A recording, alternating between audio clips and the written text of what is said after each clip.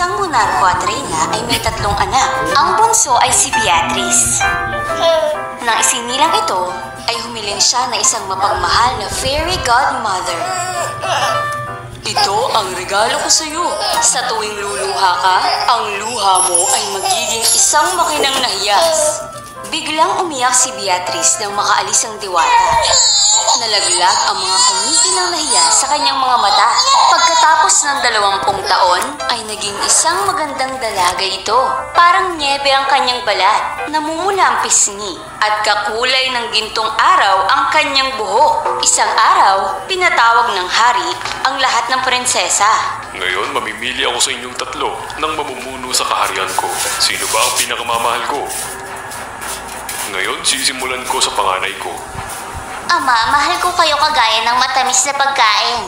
Ama, mahal ko kayo kagaya ng paborito kong damit. Oras na ni Beatrice. Yumuko ito at nag-isip ng tahimik.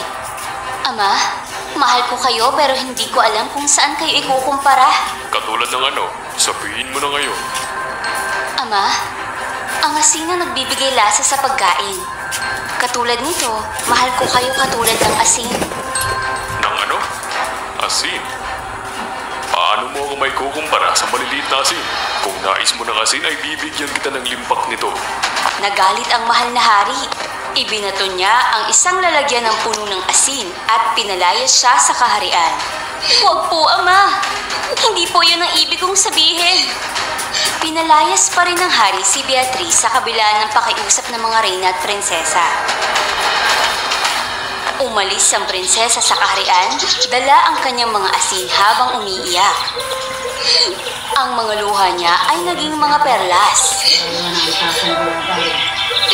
Pinulot ng reyna ang mga hiyas bilang alaala. Nasaktan ito sa nangyari sa kanyang anak. Sobra itong nasaktan sa nangyari sa kanyang anak. Pagkatapos ng 3 taon, may isang binata sa bayan na nagngangalang Jonas. Si Jonas ay edukado at matalino. Iba't iba din ang kanyang trabaho. Isang gabi, nagkaroon siya ng isang panaginip tungkol sa isang babae. Umiiyak ito at ang mga luha niya ay nagiging isang perlas. Nagising si Jonas at napagtanto niya na siya ay nasa kanyang tahanan. Kinaumagahan, sumakay si Jonas sa kanyang kabayo upang mangawi sa kagubatan. Sa daan ay nakita niya ang isang pangit na matanda na naghahabas ng damo. Dahil mabuti si Jonas ay tinulungan nito ang matanda. Ginang, mahihirapan kayong buhatin ang mga bagay na ito. Akin na at tutulungan kita. Tumulong si Jonas at inilagay sa kabayo. Marahan niyang tinali ang mga prutas ayon sa utos ng matanda. At nakarating nga sila sa tirahan ng matanda. Noong puntong iyon, biglang lumapit ang isang babae na kaedad niya na nooy may hawak-hawak na lansa. Mabilis na lumapit ito. Ina, napagod po ba kayo? Ayos lang. Sa daan ay tinulungan ako ng mabait na lalaking ito. Kayo lang po ba talaga ang nakatira rito sa bahay? May nakita po ba kayong magandang babae na maputi at may gintong buhok? Wala akong nakikita mas maganda pa sa aking anak. Sige, anak. Lumapit ka rito. Sa ganda mong yan. Sigurado akong mahuhulog sa iyo ang binatang ito. Ang babae ay namula dahil sa hiya. Mabilis itong pumasok sa loob. Natawa si Jonas sa biro ng matanda. Dahil dito, inabutan niya si Jonas ng isang kahon galing sa bulsa nito. Mabuti kang bata. Hindi kami mayaman at wala kaming pwedeng maibigay. Ito lang ang may aabot ko. Kuhanin mo ito at dalhin sa kaharian ng Pransya, sa hari at sa reyna. Dahil dito, makakatanggap ka ng magandang regalo. Nagpasalamat si Jonas sa matanda. Kinuha niya ang kahon at umalis. Sinunod niya ang utos nito at dinala ang bagay na iyon sa palasyo. Pinapasok siya ng hari at inabot ni Jonas ang kahon.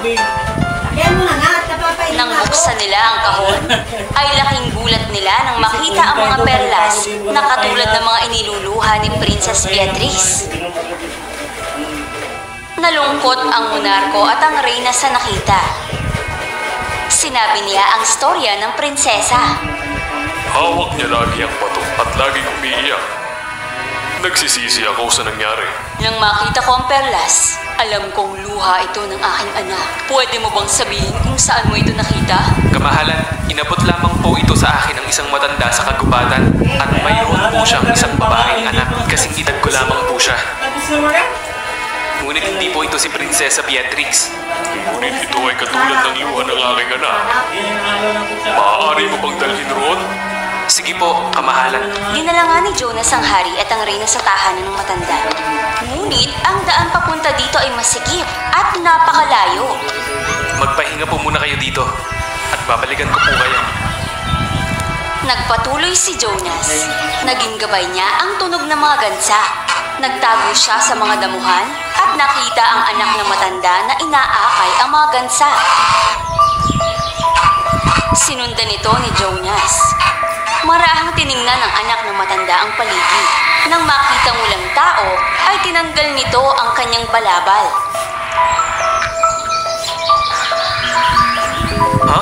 Sa likod ng balabal ay isang magandang babae na may gintong buhok at nagniningning ito sa buong kagubatan.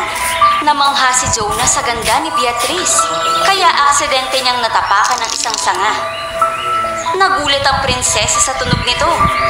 Ibinalik niya ang kanyang balabal at mabilis na lumayo. Nagtangkang sumunod si Jonas, ngunit siya ay huli na. Bumalik siya sa matanda at sinabi ang nangyari. Ngumiti lang ang matanda at biglang may sinabi ito. Alam ko na ang lahat. Katapusan na ito ng iyong paghihirap. May susundo sa iyo ngayon. Pumasok ka at tanggalin ang balabal. Hintayin mo ang iyong mga magulang. Sinunod niya ang utos ng matanda. Binalikan ni Jonas ang hari at reyna at sinabi ang napakagandang babae na nakita niya sa kagubatan. Nakilala siya agad ng hari at reyna. Tama ka. Siya nga ang aming Beatrix. Tinulungan ako ni Beatrice sa pag-aalaga ng aking mga gansa sa loob ng 3 taon. Maganda at mabait siya. Alam kong nagsisi na kayo. Kaya muli kayong magtatagpo. Beatrice, lumabas ka na dyan. At lumabas ang napakagandang si Beatrice. Tama si Jonas sa nakita niyang panaginip. Ang buhok nito ay ginto. At ang balat niya ay kasing puti ng niebe. Tuwang-tuwa ang hari at reyna nang makitang muli ang kanilang anak. Aking anak, mali ako sa pagkakaintindi sa'yo. Nalungkot ka dahil sa aking pagkagali. Patawarin mo ako. Ngumiti ang matanda at biglang nag-anyong diwata ito. Ang totoo ay ito pala ang fairy godmother ni Beatrice. Sa loob ng 3 taon, alam kong nagbago na ka. Huwag ka na sana magpadala sa galit mo, kamahalan. Pagkatapos ng mga nangyari ay bumalik si Jonas sa palasyo. Hiningi niya ang kamay ng prinsesang si Beatrice. Nagkagusto din naman ang prinsesang si Beatrice kay Jonas. Nagkagusto naman ang prinsesang si Beatrice kay Jonas. Pumayag naman ang reyna at hari. Pumayag naman ang reyna at hari, kaya sila ay nagpakasal sa isa't isa. Nagbigay rin ng biyaya ang diwata at sila ay namuhay ng mapayapa.